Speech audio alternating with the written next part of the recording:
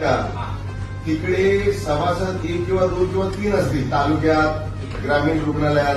तुमचा सुपरवायझर हा त्यांच्यासाठी मोठा मॅनेजर लेवलचा झाला, पण तो पण तिकडे एक असेल.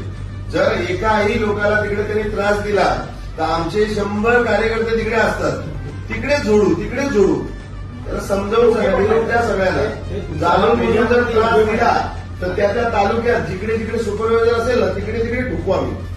त्याच्यामुळे तुम्ही समजून ठेवा. आतापर्यंत